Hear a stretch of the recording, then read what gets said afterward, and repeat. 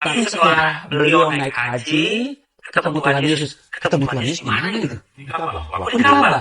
Melakukan tawaf. Tawaf. Oke. Putaran keberapa ya? Mengelilingi Ka'bah Ka'bah. sebanyak 7 kali. Putaran keberapa? Putaran kelima. Putaran kelima. Bagaimana apa yang terjadi? Kepala saya itu tanpa sadar menoleh ke Ka'bah, ke atas. Ke atas. Karena Ka'bah itu kan tinggi. Hmm. Ada dorongan yang kuat, saya juga nggak tahu. Padahal waktu manasik haji itu kan diajarkan supaya pada waktu tawaf itu Fokus aja ke depan. mata kita hanya fokus ke orang di depan. Iya. Shalom teman-teman yang terkasih dimanapun kita berada. Puji Tuhan kita kembali lagi di channel ini untuk kita menyaksikan kesaksian yang luar biasa dari seorang murtadin. Nah, murtadin ini merupakan seorang haji dan kemudian percaya kepada Yesus Kristus sebagai Tuhan dan Juru Selamat dalam hidupnya.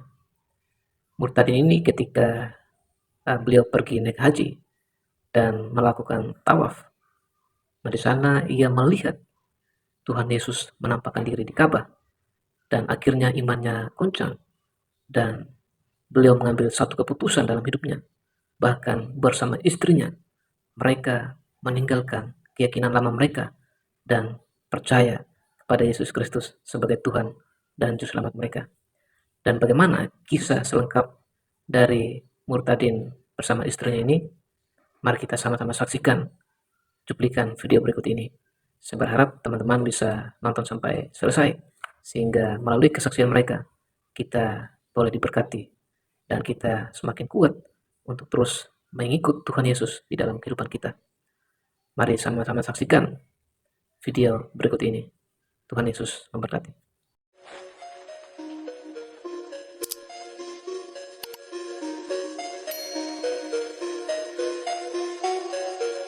Shalom Pak Luis. Shalom. Ibu. Ya, apa kabar Pak Luis? Luar biasa. Luar biasa. Pak Luis, kan kita udah berada di 2023 nih. Apa yang diharapkan di 2023 ini? Oke. Buat saya tahun 2023 adalah tahun ke-17. Tahun 17 apa ini? Saya Ikut Tuhan. mengikuti Tuhan. Oke, nah ini menarik nih. Berarti sebelumnya nggak ikut Tuhan. Sebelumnya nggak tahu kemana. Oh, entah kemana. Oke, ini menarik nih. Sebelum kita lanjut nih 2023, apa nih harapan di 2023 ini, saya mau flashback dulu nih. 17 tahun ya. 2023 ini tahun ke-17 ikut Tuhan Yesus. Ya. Nah, sebelumnya bagaimana? Anak yang hilang kali atau bagaimana? Anak yang menghilangkan diri. Penonton sangat penasaran nih ya. Barangkali Pak Luis sedikit aja menceritakan nih ya. Sedikit aja, gak usah terlalu banyak deh. Sedikit aja. Sebelum kita lanjut nih, obsesi di 2023, harapan dan apa yang mungkin kita mau kerjakan di 2023 ini. Banyak pengamat, bahkan kemarin di konferensi G20 di Bali, itu hampir semua pemimpin negara-negara G20 itu menyatakan bahwa tahun 2023 akan menjadi tahun yang gelap. Ya, tahun yang gelap ya. Tahun yang gelap 2023, tahun yang gelap. Entah seperti apa gelapnya ini, mungkin kita tangguhkan dulu itu. Saya mau gali dulu kesaksian dari Pak Luis ya. Karena ini tahun ke-17 beliau ikut Tuhan Yesus. Sebelumnya gak ikut Tuhan. Nah, apa sih sebelum 17 tahun ini ya, ke belakang ini apa yang terjadi? Saya itu menikah tahun 84 Ya. dengan menyebutkan syahadat. Oke. Akad nikah dengan mengucapkan 2 kalimat syahadat. Berarti jadi mualaf. Ya, kurang lebih. Kurang lebih begitu ya. Oke, terus Kemudian tahun 96 naik haji, naik haji ya. dan waktu melaksanakan haji ini suatu yang luar biasa terjadi. Haji atau umrah? Haji ya? Haji besar ya? Oke. Dan itu karena saya memang tadinya Nasrani. Jadi potong cerita. Jadi ini terlahir sebagai Nasrani Kristen, tetapi karena menikah mengucapkan 2 kalimat syahadat, tinggalkan Tuhan Yesus. Ya sebetulnya juga enggak. Enggak juga ya. Di hati masih tetap Tuhan Yesus. Oh gitu. Saya itu karena sudah dinyatakan mualaf. Oh, maaf ya. Terus Jadi saya kawan-kawan di yang lama itu banyak memberikan wejangan, nasihat. Salah satunya itu saya diminta supaya berhaji. Melakukan rukun Islam yang kelima ya. Siapa tahu menemukan hidayah di sana. Oke, siapa tahu. Ya. Jadi waktu mengucapkan dua kalimat syahadat itu sebetulnya bukan dorongan hati kecil. Jadi tapi karena mau menikah. Ya. Oke, terus Bahkan naik haji nih ceritanya. waktu menikah pun saya bilang saya nggak mau jadi muslim. Saya berkatakan itu kepada mertua saya waktu itu. Istri saya waktu itu juga bilang, ya udah jalanin aja dulu. Ya. Nanti bagaimana kita lihat belakang. Ya kan? Dan ternyata itu terjadi. Waktu 96 naik haji ya bertemu Tuhan Yesus di Ka'bah. Waduh, Ya kan? bertemu Tuhan Yesus di Ka'bah ini luar biasa nih. Apa kita mau perpanjang lebar? Apa kita nggak usah perpanjang lebar nih? Ya. Yang paling penting intinya tadinya mengucapkan dua kalimat syahadat karena menikah, lalu mau naik haji dengan harapan supaya menemukan hidayah, artinya supaya menjadi seorang Islam yang kafah begitu ya. Tetapi setelah beliau naik haji, ketemu Tuhan Yesus. Ketemu Tuhan Yesus di mana itu? Di Ka'bah. Di Ka'bah. Melakukan tawaf. Tawaf. Oke. Putaran keberapa Saya itu? mengelilingi Ka'bah Ka'bah. banyak 7 kali. Putaran keberapa? Putaran kelima. Putaran kelima. Bagaimana apa yang terjadi? Kepala saya itu tanpa sadar menoleh ke Ka'bah atas. Ke atas. Karena Ka'bah itu kan tinggi. Hmm. Ada dorongan yang kuat, saya juga nggak tahu. Padahal waktu manasik haji itu kan diajarkan supaya pada waktu tawaf itu Fokus aja ke depan. mata kita hanya fokus ke orang di depan. Iya. Ke kaki kiri kita ikut kaki kiri melangkah, kanan ikut kaki. Jadi mengikuti dan jangan lihat ke kiri ke kanan, lihat di kaki orang depan kita. Karena dorongannya kan begitu kuat ya. Waktu itu 2.500.000 jemaah pada tahun 96. 96, oke. Terus. Jadi saya mematuhi itu. Putaran 1, putaran 2, putaran ketiga, putaran 4, tiba-tiba di putaran kelima kepala saya lihat ke Ka'bah. Itu secara tidak sengaja. Tidak sengaja. Tidak sengaja. Dan itu luar biasa. Ya karena saya memang tadinya Nasrani, jadi saya tahu Iya. bagaimana Tuhan Yesus itu. Iya. Jadi itu tidak perlu dipertanyakan. Iya. Jadi Tuhan Yesus itu berdiri di atas Ka'bah melayangnya dengan baju putih yang berkilau mengkilat luar biasa. Sinarnya bukan main. Padahal waktu itu kan tengah hari bolong. Tengah hari bolong. Ya kan? Udara derajat waktu itu 42 derajat. Jadi panasnya luar biasa. Tapi ada sinar yang jauh lebih hebat, lebih dahsyat. Tuhan Yesus. Jadi waktu melihat menengok ke atas ada penampakan ya. Ada penampakan. Tuhan Yesus dipastikan bahwa itu adalah Jadi Tuhan Yesus menggunakan jubah putih, ya, rambutnya gondrong segini. Jadi seperti mendekati. Oke. Jadi orang-orang itu yang melakukan ibadah haji waktu itu berkeliling. Iya. Nah, waktu lihat itu apa reaksi dari Pak? Oh, saya kaget. Saya kaget orang berteriak. Saya bilang, Tuhan Yesus, ampunilah dosa dan kesalahan saya. Terus langsung keluar dari barisan itu ikut terus ya. Ikut terus sampai saya tiba di depan. Oke. Jadi selesai melakukan itu sampai ke titik yaitu Ka'bah sama Hajar Aswad. Hajar Aswad. Oke. Oke. Jadi itu tahun 96. Nah, kemudian pulang dari sana apa yang dirasakan? Ya tidak merasakan apa-apa. Ya, masih tetap dalam iman itu. Ya satu contoh misalnya gini. Pertama kali saya tiba di rumah itu dari bandara. Udah waktu itu sholat duhur ya. Sholat duhur, jadi sholat kata sholat.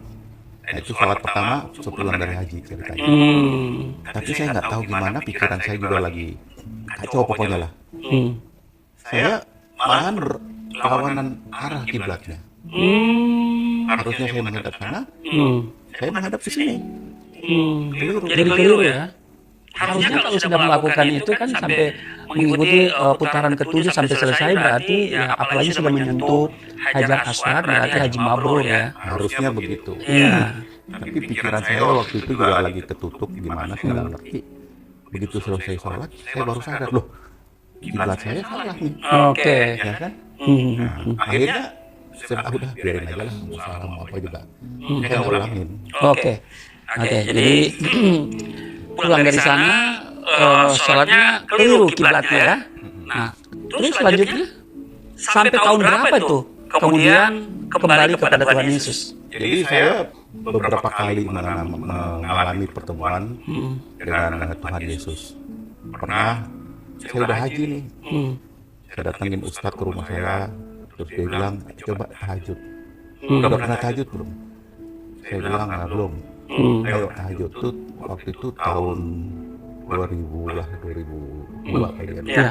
Saya tahajud, apa yang terjadi waktu saya sholat tahajud itu, waktu saya ruku, ini di belakang saya ini nampakkan lagi Tuhan Yesus. Oh. Baju putih juga, kilat berkilau segala macam. Saya berteriak. Saya bilang, oh Tuhan Yesus, ampunilah saya. Saya nggak tahu harus berbuat apa ini. Saya berteriak, minta ampun itu. Akhirnya istri saya, ibu saya waktu itu masih hidup. Anak saya dua-duanya juga bangun. Papa ada apa? Papa ada apa? Saya nggak cerita. Saya nggak cerita. Sampai sekarang pun saya nggak cerita itu kepada istri dan anak-anak saya. Saya harapkan kesaksian ini Bisa mereka lihat. dan mereka tahu kenapa saya Kembali kepada Tuhan Yesus ya. Oke. Seperti Yesus ya. Jadi kapan akhirnya dengan mantap menerima kembali Tuhan Yesus? Selama kurun waktu itu kan istri saya selalu bilang, kalau kau berani tinggalkan Islam, kita bercerai. Bisa. Karena kau bukan murid lagi. Nah, itu yang saya selalu pegang teguh. Ya, soalnya walaupun saya sudah dinyatakan maaf, tapi yang satu ayat yang saya tidak pernah lupa itu, kalau saya hadiri teman-teman menikah di gereja atau apa, selalu pendeta mengatakan, apa yang sudah dipersatukan oleh Tuhan dalam pernikahan kudus di gereja tidak dapat dipisahkan oleh manusia. Betul. Nah, itu yang ada di dalam otak saya. Saya nggak mau bercerai sama istri saya. Ya, jadi ya beberapa kawan juga coba menengahi. Banyak juga orang yang hidup berbeda agama, Betul. tapi rukun damai aja. Ya, betul. Saya juga nggak tahu apa yang mempengaruhi pikiran istri saya waktu itu. Ya, mungkin Dia nggak mau kita. fanatisme berlebihan ya. Ya. Jadi Artinya mungkin di benak istri Paulus itu ketika Paulus mengikuti Tuhan nggak jadi imam lagi dalam rumah tangga, nggak bisa sholat bersama gitu kan sebagai imam. Itu mungkin ya. Ya kita berpikir positif aja ya kan. Ya berpikir positif, tapi bagi Pak Luis ya itu sebuah hal yang tidak mengenakan ya. Ya harusnya izinkan saja kembali kepada iman Kristen, tetapi tetap masih hidup bersama dalam sebuah rumah tangga. itu harapan. Harapannya, tapi tidak bisa dipertahankan. Berarti yang kawat itu istri ya. Oke. Oke. Nah, itu jadi berarti 31 Desember 2006 titik balik ya untuk berpaling kepada Yesus. Tadinya kan berpaling dari Yesus. Menikah tahun berapa itu? 84. Jadi tahun 84 Paulus itu berpaling dari Yesus, mengucapkan 2 kalimat syahadat. Dan di pada akhirnya lagi di 31 Desember 2006 berpaling kepada Yesus. Nah, saya ingat satu ayat di dalam Alkitab, Yohanes pasal yang ke-15 ya, itu ayat yang ke-16 dikatakan, bukan kamu yang memilih aku. Jadi bukan kita yang memilih Yesus ya, tetapi akulah yang memilih kamu ya. Yesus yang memilih kita ya. Dan sekalipun Paulus berada di tempat ritual agama itu, dia menampakkan diri kepada Paulus. Artinya Tuhan Yesus sangat mengasihi Paulus ya. Nah, lalu kalimat selanjutnya, dan aku telah menetapkan kamu. Jadi setiap kita Bapak Ibu ditetapkan, dipilih oleh Tuhan, lalu kita ditetapkan untuk pergi menghasilkan buah. Ya kan? Jadi kita dalam hidup ini kita harus menghasilkan buah, ya kan? Dan buahmu itu harus tetap, ya. Supaya apa yang kamu minta akibat, ya. Nah, jadi kita dipilih oleh Tuhan, kita ditetapkan supaya kita pergi menghasilkan buah. Jadi buah-buah pertobatan ya, buah-buah yang baik ya. Jadi Yesus mengatakan bahwa kita harus mengasihi sesama kita seperti kita mengasihi diri kita sendiri, ya kan? Lalu kemudian kapan dibaptis nih? Pada tanggal 31 itu kan masuk gereja. Nah, selanjutnya apa yang terjadi? Selanjutnya ya cari teman-teman Yang seiman. yang seiman. Oke. Ya kan? Ketemulah teman-teman sekolah dulu di Makassar, banyak yang ada di Jakarta. Oh, dulu sekolah di Makassar. Masa kecil di Makassar. Tapi Pak Luis lahir di mana nih? Lahir besar di Saya mana? di Jakarta. Lahir di Jakarta, besar. Terus sekolah di Bandung karena ayah saya itu orang militer. Oh, Jadi oke. pindah. Pindah-pindah. Jadi kami pindah ke Bandung. Saya sampai kelas 3 SD di Bandung. Terus pindah ke Makassar. Makassar. Sampai selesai SMA. Oh, oke. Berarti banyak teman-teman di Makassar ya. Berarti bisa berbahasa Makassar ya. Nah, saya juga sekarang sejak tahun 2010 itu ditunjuk menjadi Ketua Umum Persekutuan Doa Makassar. Oke, Persekutuan Doa Makassar PDM ya. Jadi ya, Oke. orang-orang Makassar. Jadi kapan secara sah menerima kembali Yesus sebagai Tuhan dan Juru Selamat lalu kemudian dibaptis? 2007. 7. Ya kan tanggal 31 Desember 2006 kan masuk gereja. 2007 langsung menyatakan diri kembali kepada Tuhan dan dibaptis. Ya, Berarti udah nggak bersama istri lagi dong. sudah enggak. Udah jalannya berbeda ya. Sudah jalan berbeda. Jalannya berbeda, udah ditalak, Ya. ya kan? Berarti Walaupun kami masih serumah, ya, ya tapi udah pisah. pisah. Oke, udah talak ya, udah cerai ya, udah pisah. Nah, setelah pisah, tentu Tuhan kasih yang baru. Ya, Oke. Tuhan luar biasa. Tuhan luar biasa kasih yang baru, anak kiai, bukan? Anak seorang pemuka agama. Pemuka agama. Oke. Nah, saya nanti mau ke sana. Nanti saya telah bertanya-tanya kepada Pak Luis ya. Mungkin saya bertanya, kamu nanya ya? Kamu bertanya-tanya ya? Nah, saat ini saya akan pindah ke kekasih ya, kekasihnya Pak Luis yang katanya ini seorang anak dari tokoh agama seberang juga nih ya. Nah, nanti kita akan bicara-bicara di sekitar itu juga. Cuma yang pasti beliau sudah pernah bersaksi di channel saya. Nanti Bapak Ibu bisa lihat kembali ya di video kesaksian beliau di channel Galilean Network. Nah, sore hari ini tak mengapa saya akan bertanya lagi sedikit saja mengenai kehidupan seorang Murtadin ini sesudah terima Yesus, menikah dengan Pak Luis, punya anak ya, dan kegiatannya apa saja nih. Ya, oke. Shalom Ibu Ida ya. Iya, apa kabar Bu Ida? Luar biasa. Selamat Natal tahun baru ya Bu ya. Selamat Natal juga. Iya. Selamat juga buat semua jemaat Galilea. Iya, Natalnya di mana Bu? Aduh, saya Natal di kampung. Kampung ya. Kampungnya di mana sih? Sebenarnya kalau kampung kelahiran saya itu di Garut. Garut ya, yang kena gempa kemarin ya. Iya sih, tapi tidak terlalu apa-apa sih. Oh, tidak kenal ya. Oke. Jadi saya lahir di Garut, tapi kemarin saya di Bandung. Intinya apa? Natalnya bersama orang tua. Orang tua sudah tidak ada. Oke. Bapak sudah meninggal. Tapi kami sama anak, Oh, di sana. menantu, saudara juga ada gitu. Memang luar biasa dan terutama kami bersama orang Sunda. Oke, keluarga yang masih di seberang sungai sana ya. Betul. Sungai Ciliwung ya. Ya. Kalau ibu ini kan sudah ada di sungai sebelah Sungai Jordan ya. Nah, Ibu Ida kan sudah bersaksi di channel saya di Galilean Network ya.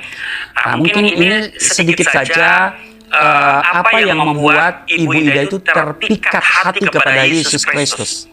Yang membuat terpikat hati sih, saya pertama-tama dulu tidak pernah mengenalkan, Ya, tentu pasti ya. pastikan. Tapi setelah saya mengenal musik, Oke.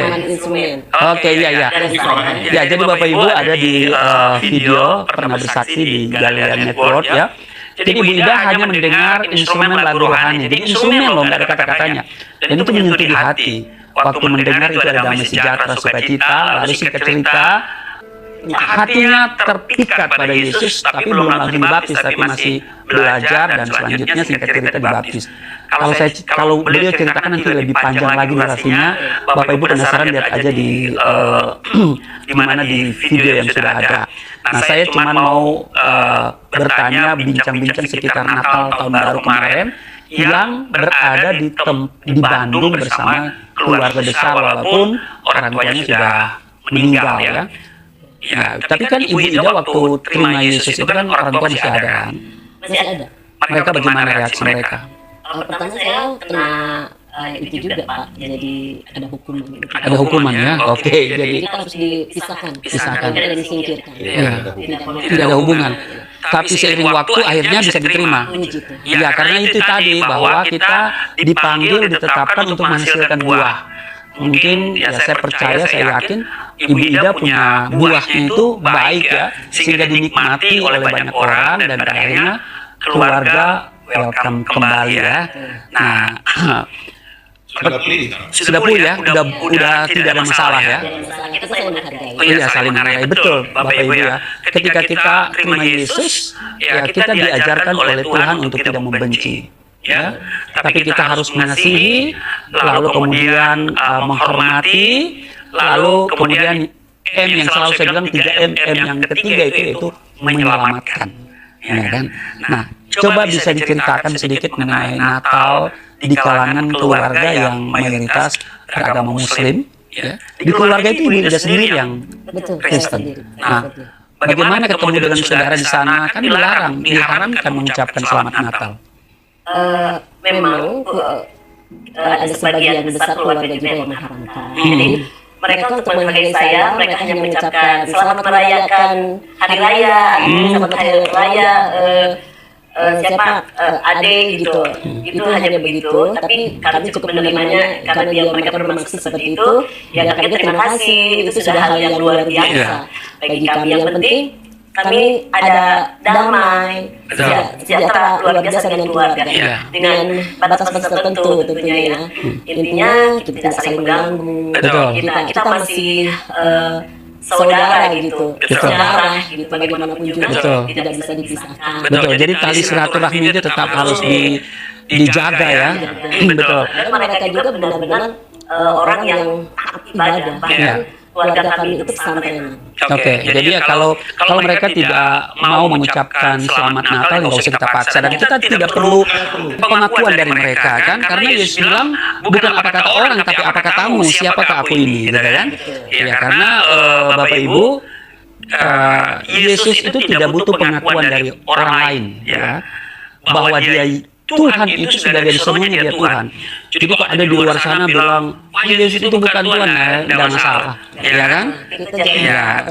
Jadi iman kami tidak akan dipengaruhi oleh lingkungan, ya. Orang mau katakan Yesus itu nabi, ya memang dia nabi. Orang mau katakan Yesus itu rasul, ya memang dia rasul. Orang mengatakan dia Tuhan, ya memang dia Tuhan. Orang bilang dia guru, ya dia guru, ya kan? Iya, dia manusia. Ya, tetapi waktu dia lahir, itu malaikat dari surga yang memberi konfirmasi, hari ini telah lahir bagimu yaitu Kristus Tuhan di kota Daud. Ya, jadi kita tidak butuh pengakuan dari orang lain ya, atau ucapan selamat dari orang lain. Ya, kalau orang mau mengucapkan ya terima kasih. Tetapi iman kami tidak pernah melarang kami mengucapkan selamat kepada orang yang beragama lain mengenai hari raya mereka, berkenan dengan hari-hari raya besar mereka, ya kan? Sebab kita ini yang tadinya terlahir bukan Kristen, juga Pak Luis yang walaupun lahir secara Kristen tapi kemudian tinggalkan Yesus, ya sekarang ini kita bukan beragama, ya kan? Kita ini bukan menjadi orang yang beragama, tapi kita menjadi orang yang beriman. Itu yang paling penting ya. Menjadi orang yang beriman ya. Sebab beragama dan beriman itu dua hal yang berbeda. Ada banyak orang beragama tapi tidak punya iman, ya kan? Tapi orang yang beriman sudah pasti dia memiliki agama. Nah, kalau orang dikatakan beragama, itu orientasinya kepada lembaga agama, ya kan?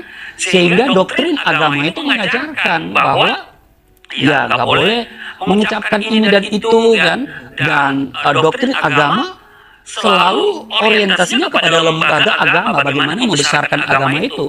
Dan orang yang berbeda agama dianggap rival, diantaranya ya halal, gitu kan. Tapi kalau orang beriman, fokusnya itu kepada Tuhan, ya. Jadi orang beriman itu fokusnya kepada Tuhan. Jadi kalau orang yang bertuhan sebagaimana Tuhan mengasihi semua manusia, semua makhluk, itu Tuhan kasih. Sebagaimana sifat daripada Tuhan itu Ar-Rahman Ar-Rahim, maka siapa kita, ya kan? Yang memusuhi orang lain, gitu ya? Karena beda agama, beda denominasi, gitu ya? Beda pemahaman, ya. Padahal Tuhan itu mengasihi semua orang. Ya, karena itu kita harus jadi orang beriman. Oke, kita lanjutkan lagi nih. Suasana Natal di tengah-tengah keluarga yang tidak merayakan Natal, tapi mereka hanya mengucapkan selamat hari raya begitu ya. Betul. Ya. Ada juga yang selamat Natal, tidak masalah. Tidak masalah. Teman-teman saya juga. Mungkin kalau mereka yang mengucapkan selamat Natal didengar oleh guru agama mereka langsung dibilang, lu udah kafir.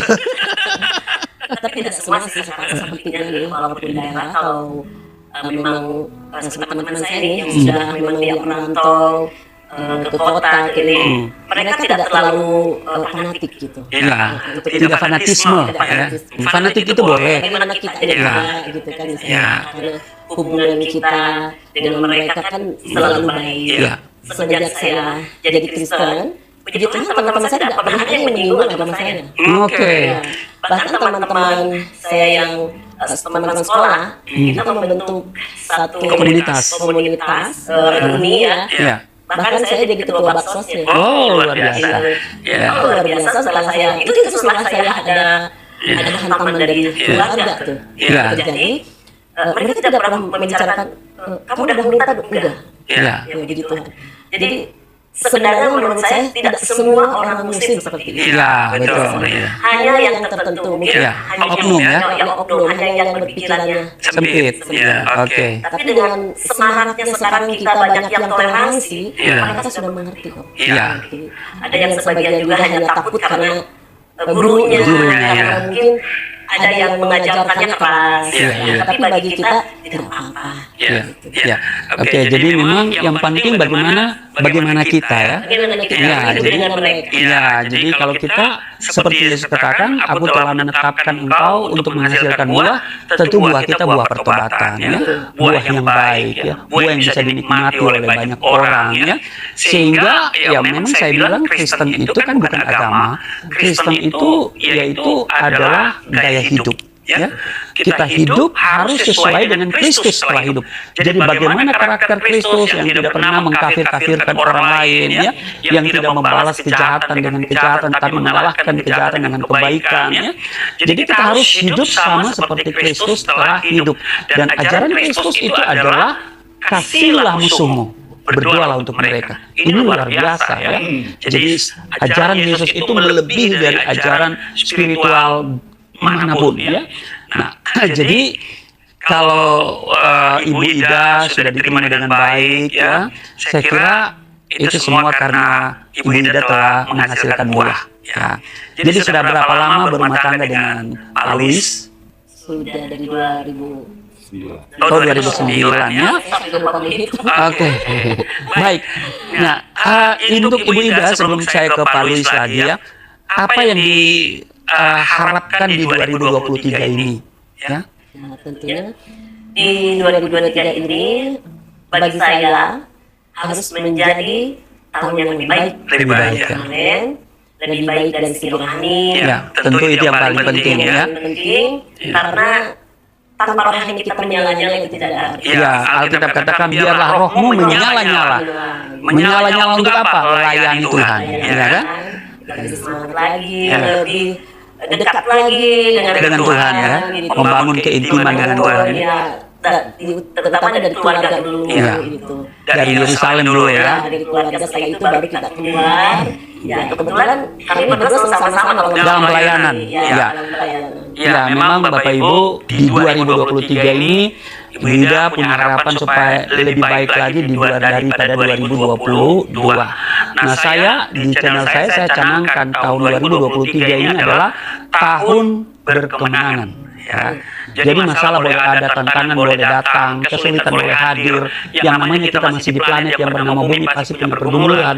Tetapi kalau kita punya Yesus, kita akan tampil lebih daripada pemenang. Ya, Yesus tidak mengajarkan, menjanjikan bahwa hidup kita akan tidak ada masalah. Ya, bukan berarti tidak ada ancaman, tidak ada musuh. Ada ancaman, ada musuh. Tetapi selama kita berjalan bersama Tuhan, kita akan melihat perkara-perkara yang luar biasa Tuhan kerjakan dalam hidup kita. Iya, oke. Sekarang ke Pak Luis lagi ya. Oke, Bapak Ibu, saya akan kembali ke Pak Luis di akhir dari pembicaraan kita pada saat ini. Nah, Pak Luis tentu sudah banyak mengalami kehidupan. Segala musim sudah dilalui ya, ya kan? Segala musim. Bagaimana di 2022 yang lalu? Apa yang dialami di sana? Wah, buat saya 2022 itu tahun yang sangat berat. Kenapa berat? Karena pandemi, Pandemi ya. banyak perusahaan yang tutup, Iya. banyak karyawan yang di PHK, dan saya juga terpaksa harus PHK karyawan saya di perusahaan. Omset juga tentu menurun ya, Menurut pasti. sekali, ya. Jadi saya sejak jadi orang hampir 68 tahun yang lalu, ini adalah tahun yang terberat. Terberat ya. Hanya 2022 atau 2021? Kan pandemi mulai itu sudah mulai, tapi masih tertolong. modal Modal ya, modal masih ada ya. Ya. masih ada. 2022 itu Turun terus ya. tergerus, Tapi masih tetap bertahan. tapi masih berjalan. Iya. Saya masih bekerja, masih melayani, Masih melayani ya. masih membaptis orang, Iya. ya kan? Di tengah pandemi segala macam. Nah, di 2023 ini harapannya apa? Ada di firman dikatakan bahwa Tuhan tidak akan memberikan Pencobaan melebihi kekuatan kita sebagai manusia. Apabila kita dicobai, Dia memberikan kita kekuatan. Oke. itu jaminan. Jaminan, oke. Ya, jadi kalau saya sama istri masih ada sampai saat ini, walaupun sempat didera juga sakit karena Iya, stres, iya. ya, sempat masuk rumah sakit 2 kali tahun 2022, 22, tapi semua karena kebesaran, Kebesaran Tuhan, ya. Kebaikan Tuhan. Amin. perlindungan Tuhan yang total, Iya. yang menyeluruh, saya itu dipulihkan dari sakit apapun juga.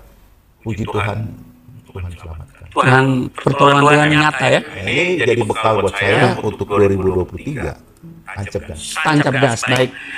Bapak Ibu, di 2023 tahun kemenangan bagi saya, dan saya yakin bahwa di 2023 untuk Pak Luis bersama keluarga tentu dengan usahanya akan bangkit ya, dan menjadi pemenang. Amin. Ya, dan tentu harus bergantung sepenuhnya kepada Tuhan, ya kan? Jangan pernah ada lagi keraguan tentang kehebatan, kedahsyatan Tuhan kita, bahwa mujizat masih ada dan akan terus berlaku bagi setiap orang yang percaya.